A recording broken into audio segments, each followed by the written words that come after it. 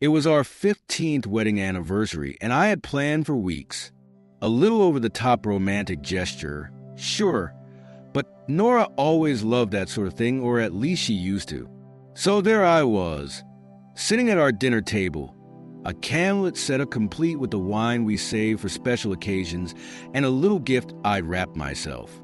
She came home late, not just a little late, but late enough that the candles were nearly burnt out. She barely looked up from her phone, her face illuminated by its cold, blue glow. "Happy anniversary," I said, forcing a smile. "Oh, shoot. I completely forgot," she replied with an awkward laugh, brushing it off like forgetting to buy milk at the store. "Work's been insane deadlines, you know." Deadlines. It was always deadlines these days. 15 years, and she didn't even look sorry, just distracted. I suggested dinner at our favorite restaurant, the place where we had our first date. I hoped maybe the setting would bring us back, help us reconnect. But she spent most of the meal glued to her phone.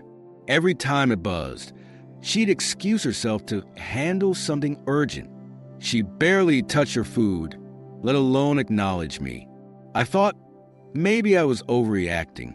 Maybe she really was stressed. But when we got home, she went straight to bed without so much as a thank you. That night, as I lay awake staring at the ceiling, something in me began to crack. It was the next day that everything changed. The next morning started like any other. I was still stewing from the night before, but I had work to distract me. I made my coffee, sat down at my desk, and tried to focus. Tried being the key word. Then the doorbell rang. On the stoop was a plain white envelope. No name, no return address, nothing. I opened it right there in the doorway, expecting some junk mail or a misguided neighbor's letter. But instead, my hands began to tremble. Inside were photographs grainy, but unmistakable. Nora, my Nora, stepping out of her car in the parking lot of some cheap motel. And there, waiting for her, was a man I didn't recognize. The next picture showed them in a tight embrace, and then another of them entering a motel room together. There was also a note. "You deserve to know the truth." I don't know how long I stood there, staring at those photos. It could have been seconds, or it could have been hours. My heart was pounding so hard, I thought it might burst right out of my chest. At first, I wanted to believe it wasn't true. Maybe someone was trying to mess with me. Maybe it was a case of mistaken identity. But as much as I wanted to cling to that hope, the image of her face, the same face that had laughed with me, cried with me, vowed to love me forever, made it impossible to deny. It was her. I spent the rest of the day pacing, running through every moment of the last year in my mind. The late nights, the vague excuses, the constant attachment to her phone. Every little thing I'd written off as work stress suddenly felt like a glaring neon sign screaming at me to wake up. By the time she got home, I was ready to confront her, ready to hear her deny it, ready to break down into 1,000 pieces. She walked in the door, looking as exhausted as she had the night before. I couldn't even wait for her to set her purse down. "What the hell is this?" I said, throwing the envelope onto the counter. Her eyes widened as she glanced at the photos spilling out, her face pale as a ghost. But then she laughed a nervous, forced laugh. "This," she said, gesturing to the photos. "Liam, you can't be serious. These are obviously fake. I mean, really? You think I'd meet some random guy at a motel?" "Don't," I snapped. "Don't lie to me, Nora. Just tell me the truth." But she doubled down, brushing it off as some elaborate prank or conspiracy. "This is insane," she said, shaking her head like I was the crazy one. "You're going to believe these over me?" I wanted to believe her. God knows I did. But the seed of doubt had already taken root. And now, it was growing, spreading, suffocating every last bit of trust one had left in her. By the end of the night, I realized I couldn't let it go. I couldn't just believe her word, not when I'd seen those pictures with my own eyes. The next day, I made the call. A private investigator. If she wasn't going to tell me the truth, I'd find it myself. The private investigator's name was Paul. He had the look of someone who'd seen too much. Graying hair, lines etched deep into his face, and a voice roughened by years of chain smoking. He didn't waste time on small talk, which I appreciated. When I handed him the envelope of photos and the note, he gave me a grim nod. "These are good," he said, holding up one of the pictures of Nora and the mystery man. "Whoever sent these to you wasn't messing around. This wasn't shot by an amateur." That didn't exactly make me feel better. "What do you need from me?" I asked. "Schedule, places she frequents, habits. Anything you can give me." His voice was flat, matter of fact, like he'd done this 1,000 times. And he probably had. I gave him everything I could think of. Nora's work hours, the days she usually went out with her so-called friends, even the brand of coffee she liked to stop for on her way to the office. I felt like a traitor as I detailed her routines, but at the same time, I couldn't shake the voice in my head screaming, "She betrayed you first." As the days passed, I tried to act normal. Nora, on the other hand, seemed to be going out of her way to prove everything was fine. She started coming home earlier, cooking dinners and being attentive. It felt like she was trying too hard, but every time I questioned it, I wondered if I was losing my grip. Maybe she was innocent. Maybe the photos were fake. Maybe I was the one unraveling. But Paul's updates kept pulling me back to reality. "It's not looking good," he told me on the third day. He'd followed her after work and caught her meeting the same man at a coffee shop. No motel this time, but the way they leaned in close, whispering and laughing, left little to the imagination. He sent me the pictures. They were clear as day. Her hand lingered on his arm. His fingers brushed her cheek. I wanted to throw my phone across the room. By the end of the first week, Paul confirmed what I'd feared. Nora was having an affair. The man, whose name was Alex, wasn't some random fling. He was someone she saw regularly, someone she had a connection with. Paul laid it out in stark, brutal detail. He'd followed them to dinner to the park, and of course back to the motel. There was no denying it anymore. Nora wasn't just lying to me. She was living an entirely different life right under my nose. But what hit me the hardest wasn't the evidence itself. It was Paul's comment at the end of his report. "She doesn't look like someone who's just fooling around. She looks happy." That word happy stuck in my mind like a splinter. Was she happier with him? Happier without me? I sat with the report for hours, rereading every line until the words blurred together. And in those moments of silence, a darker question crept into my mind. Was it all my fault? I didn't confront her. Not yet. Something stopped me. Maybe it was fear of hearing the truth out loud, of facing her and seeing that she didn't even try to deny it this time. Or maybe it was shame. Shame that I'd let things get this far without noticing the cracks in the foundation of our marriage. Instead, I started looking inward. I don't know why. It wasn't some noble act of self-reflection. It was more like I needed answers to questions I didn't even know I had. The house felt quieter than ever, even when Nora was there. Her attempts to patch things up making my favorite meals, asking about my day felt hollow. I could see her trying, but it only made me angrier. It felt rehearsed, like a performance meant to cover her tracks. One night, I found myself flipping through old photos. There we were, on our honeymoon in Hawaii, laughing on the beach. There we were at the hospital, holding our newborn daughter. There we were on a road trip, singing off-key to bad pop songs. The memories were so vivid, I could almost hear her laugh. But as I looked closer, I started to see the gaps. Times I wasn't fully present. Moments when I was too busy working late, too tired to engage, too wrapped up in my own stress to notice hers. Had I been blind? Had I ignored the warning signs? Or worse, had I driven her into someone else's arms? The next few days were a blur of work, guilt, and rage. I replayed every fight we'd ever had, every cold shoulder, every time we'd gone to bed without saying goodnight. I remembered her telling me, years ago, that she felt like I wasn't listening.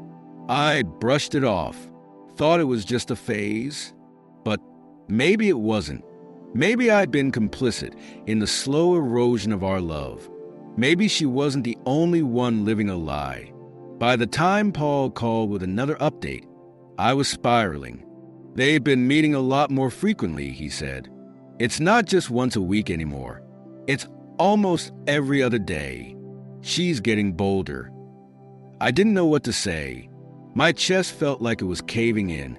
He must have sensed it because he added, "Do you want to keep going? Or are you ready to confront her?" But I wasn't ready. Not yet. That night, Nora came to bed late. She kissed me on the cheek, something she hadn't done in weeks. It felt like a slap. I lay there, staring at the ceiling, thinking about Paul's words, thinking about the photos, thinking about him. Was she thinking about him too, lying next to me? I didn't sleep, couldn't sleep. All I could think about was a question I hadn't dared to ask myself before. Was I even worth staying faithful to? By the time the weekend rolled around, I couldn't hold it in anymore. The silence between us had grown deafening. Nora seemed oblivious. Or maybe she was just pretending to be. Either way, I was done pretending. Saturday morning, I waited until she was making breakfast, her back to me. There was something cruel about the normalcy of it all. The way she hummed quietly to herself as if everything was fine. "Nora," I said, my voice steadier than I expected. "We need to talk." She froze for a moment before turning around, spatula in hand. "Okay," she said cautiously, her smile faltering. "What's on your mind?" I held up my phone, the screen displaying one of Paul's photos. Her, sitting in a park with Alex, their heads close together. She went pale instantly. "Who is he?" I asked, my tone ice cold. She stared at the photo like it was a live grenade. "Liam, I don't know what this is, but dash. Don't." I cut her off. "Don't insult my intelligence. I know Nora. I know about the coffee shop, the park, the motel. I know everything." Her lips parted, but no words came out. For the first time in our entire marriage, she looked genuinely speechless. And in that silence, I felt the floodgates open. "How long has this been going on?" I demanded. My voice was shaking now, anger and hurt spilling out in every syllable. "How long have you been lying to me? To our family?" Tears welled up in her eyes, but I didn't feel sorry for her. Not this time. "It's not what you think," she finally whispered, her voice barely audible. "It's complicated." "Complicated?" I laughed bitterly. "You're screwing another man and it's complicated? Enlighten me." She sank into a chair, burying her face in her hands. "I didn't mean for it to happen," she choked out. "Lonely?" She was lonely? I thought back to all the times I'd stayed late at work, missed date nights, shrugged off her attempts to talk about her feelings. The guilt crept in, but I shoved it down. "Lonely," I repeated, my voice rising. "And what about me, Nora? Do you think I haven't been lonely? Do you think I haven't felt like something's been missing? But I didn't go out and find someone else to fill the gap." She flinched, and for a brief moment, I thought she might try to fight back. But instead, she just started crying. Big, ugly sobs that shook her whole body. "I'm sorry," she kept saying, over and over again. "I'm so sorry." But her apologies didn't fix anything. They didn't erase the images burned into my brain or the hollow feeling in my chest. I felt like I was drowning, and all she could offer was a flimsy life raft made of empty words. When she finally looked up at me, her face was blotchy and red. "Please, Liam," she begged. "Let's talk about this. Let's figure it out." But I couldn't. Not then. I grabbed my keys and walked out the door, leaving her sitting there with the weight of her choices crashing down around her. I drove aimlessly for hours after walking out, not sure where to go or what to do. The idea of going back home our home made my skin crawl. Every corner of that house was now a lie, every memory tainted by the knowledge of what she'd done. Eventually, I found myself parked outside Paul's office. I hadn't planned to see him, but there I was, knocking on his door like some desperate, broken man. "You look like hell," he said, gesturing for me to come in. "Feel like it too?" I muttered, collapsing into the chair across from him. Paul didn't ask me what happened. He didn't need to. He just waited, silently puffing on his cigarette until I finally blurted out. She admitted it. He nodded slowly, his expression unreadable. "What now? What now?" That was a question, wasn't it? What now? What the hell do you do when the life you built crumbles beneath your feet? "I don't know," I admitted. She said she was lonely, like I wasn't enough. Paul let out a low whistle. "Classic," he said. "She screws around and somehow it's your fault." I flinched at the bluntness of his words, but part of me couldn't argue. Another part, though, wasn't so sure. As much as I hated her for what she'd done, I couldn't stop the nagging voice in my head reminding me of all the times I'd failed her, all the nights I'd stayed late at work, all the arguments I'd shut down because I didn't want to deal with them. "She's not wrong," I said quietly. "I wasn't there for her." Paul's brow furrowed as he leaned forward. "Listen, Liam, I don't know you, but I've been doing this a long time. You know what I've seen? People who make mistakes and people who make choices. What she did, that wasn't a mistake. It was a choice. Don't let her make you think otherwise." His words lingered in my mind long after I left his office. Was he right? Was this just who Nora was? Or had I pushed her into becoming someone I didn't recognize? The next few days were a blur of avoidance and half-hearted attempts at normalcy. Nora and I tiptoed around each other like strangers in our own home. Every time she tried to talk to me, I shut her down. I wasn't ready, but I couldn't stop thinking about what she'd said, that she was lonely. The more I thought about it, the more I realized how many cracks had been forming in our marriage for years. How many times she'd tried to reach out, and I'd shrugged her off. How many times I prioritized work over us. I found myself looking back at old messages on my phone text threads that showed the gradual erosion of who we used to be. Her goodnight texts became fewer and further between. My "I love you" replies dwindled into one-word answers. When had I stopped trying? When had we both stopped? One night, after putting my phone away, I opened a bottle of whiskey and stared at the pictures Paul had taken. There was one of Nora and Alex laughing together, her hand resting lightly on his arm. It was a simple, intimate gesture, but it gutted me. Not because of the betrayal, but because I couldn't remember the last time she looked at me like that. And that's when the darker thought crept in. Maybe I'd lost her long before she ever met him. The silence between us stretched for days, a constant reminder of the fracture in our lives. Nora tried to make small gestures, cooking dinner, cleaning up, even asking about my day, but it all felt like theater.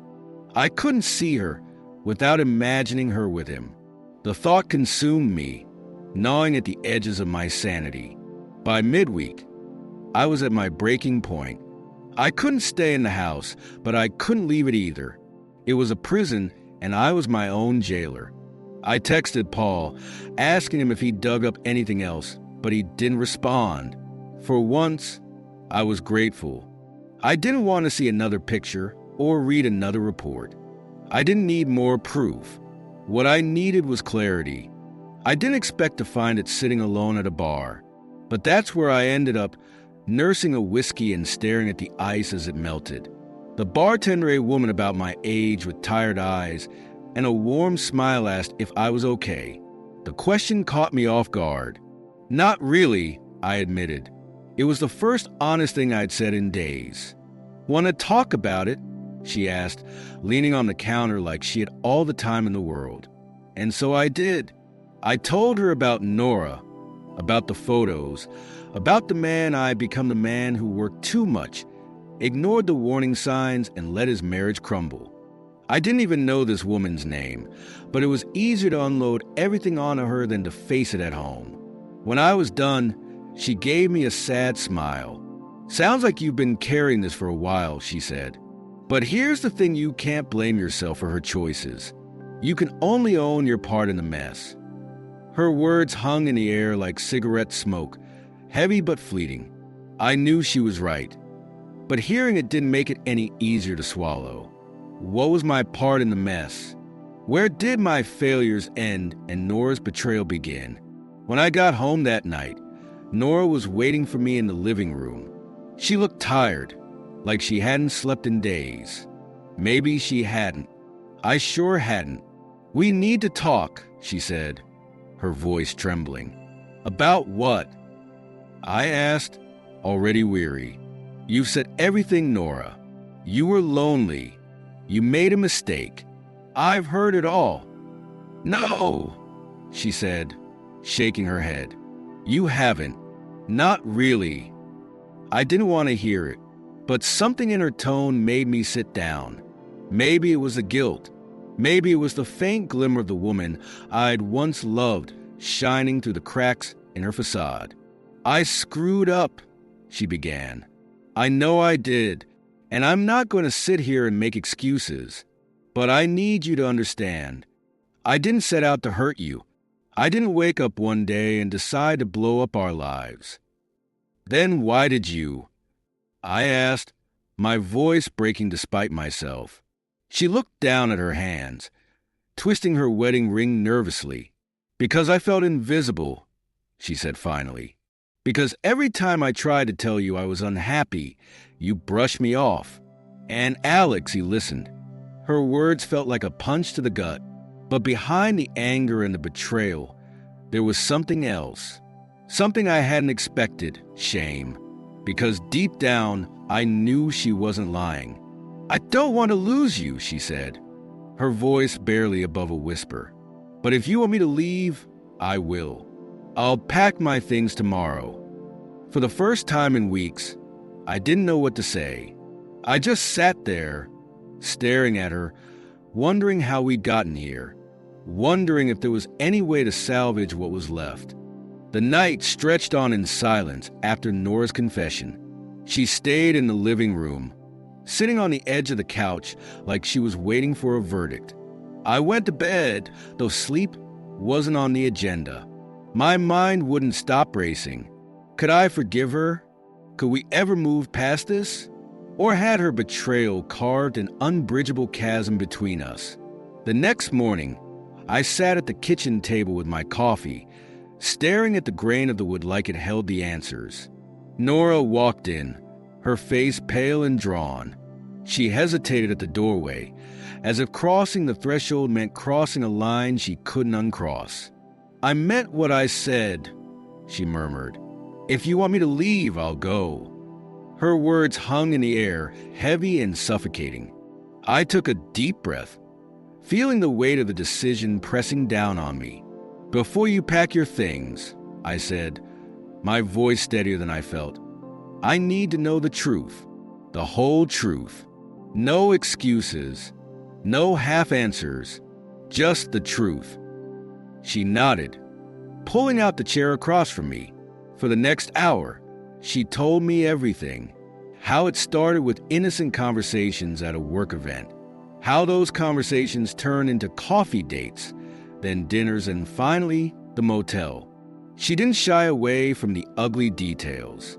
She told me how she felt alive when she was with him, how he gave her the attention she'd been craving. But she also told me how guilty she felt, how she hated herself for betraying me, for betraying our family. It wasn't worth it, she said, her voice breaking. None of it was worth losing you. I didn't respond right away. I couldn't. Her words were like a double-edged sword, cutting through my anger, but leaving a deeper wound in their wake. She'd been honest, but honesty didn't erase the betrayal. It didn't undo the nights I'd spent alone, wondering where she was. It didn't fix the shattered pieces of our life. I need time, I finally said. I need time to figure out if this is something we can come back from. She nodded, tears streaming down her face. Take all the time you need, she whispered. I'll do whatever it takes. The weeks that followed were a blur of therapy sessions, late-night arguments, and moments of raw vulnerability. Nora threw herself into rebuilding my trust, while I tried to make sense of my own emotions. Anger, hurt, love, regret, they all swirled together, making it impossible to see a clear path forward. But amidst the chaos, something unexpected happened. I started to see myself more clearly. In Nora's absence, emotional or otherwise, he built walls around my own heart. I become so focused on providing for her, on being the perfect husband, that I'd forgotten to be present. I'd ignored her needs, dismissed her concerns, and taken her for granted. It didn't excuse what she'd done. Nothing could. But it helped me understand how we'd gotten here. In the end, I made my decision. We sat down at the same kitchen table, a thick silence between us. Nora looked at me, her eyes filled with hope and fear. I've thought about this a lot, I began. And the truth is, I don't know if I can ever forgive you completely, but I do know that I don't want to throw away 15 years without trying. Her breath hitched, and I held up a hand. That doesn't mean this is going to be easy, I continued. You broke my trust, Nora, and it's going to take time, maybe years, to rebuild it. But if you're willing to put in the work, I am too. She nodded, her tears flowing freely now. I'll do whatever it takes, she whispered. And so, we began the slow, painful process of rebuilding. It wasn't a fairy tale ending. There were no guarantees, no promises that we'd find our way back to what we once had. But there was hope, and sometimes hope is enough. How do you rebuild when everything you believed in was a lie? By choosing every day. That's where we left it.